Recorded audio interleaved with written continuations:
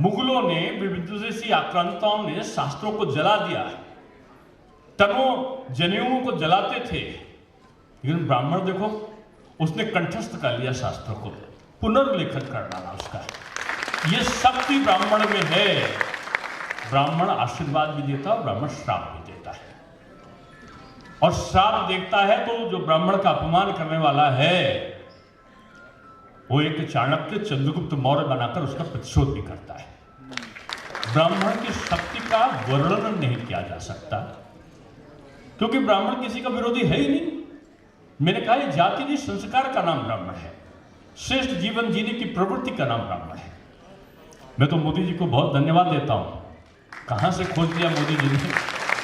उन्होंने अरुणाचल प्रदेश में भगवान परशुराम जी का कुंड था, वैसे भी एक भी ब्राह्मण नहीं मिला अरुणाचल प्रदेश में।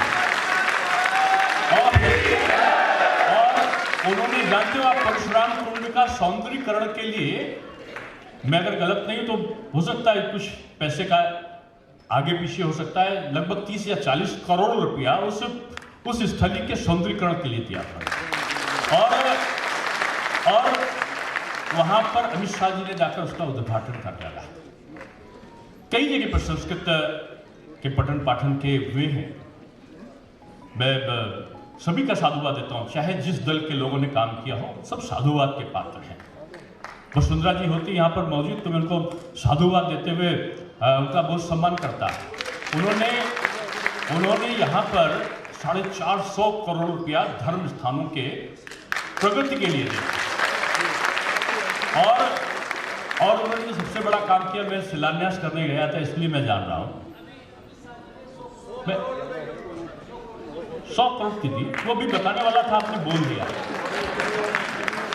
100 करोड़ और दे डाला। और उसके अलावा मैं आया था, पिछले कार्यक्रम में आया था, जो बोरा साहब कह रहे थे कि बार-बार अब मैं यहाँ आता हूँ राजस्थान।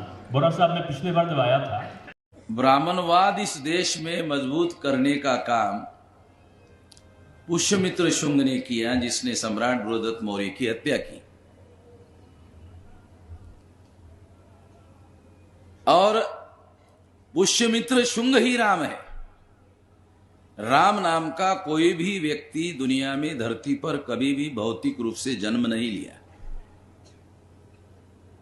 भौतिक रूप से जिसका जन्म हुआ वो पुष्यमित्र शुंग है। और अयोध्या का नाम अयोध्या नहीं है, साकेत है। महापंडित राहुल सांकृत्यायन अपनी किताब में लिखते हैं, पुष्यमित्र शुंग ने हमारे मूल निवासी लोगों के महान सम्राट बृहदत्त मौर्य की हत्या की। उस हत्या करने वाले व्यक्ति को ही बाद में ब्राह्मणों ने राम घोषित किया, और राम को ईश्वर का अवतार घोषित किया। ब्राह्मणों के लिटरेचर में, धार्मिक लिटरेचर में लिखा है कि जब तक वो राक्षसों का, दानवों का, दैत्यों की हत्या नहीं करेगा, उसको अवतार घोषित नहीं किया जा सकता। उसकी पूर्व शर्त है, दैत्य, दानव या राक्षस की हत्या करना उसकी शर्त है अवतार बनने के लिए।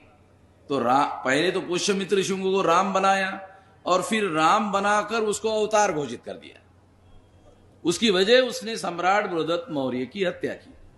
अगर उसने हत्या नहीं की होती तो ब्राह्मण शायद उसको अवतार घोषित नहीं करते। जिसने मूल निवासियों के महान सम्राट बृहदत्त मौर्य की हत्या की वही राम है, पुष्यमित्र शुंग ही राम है।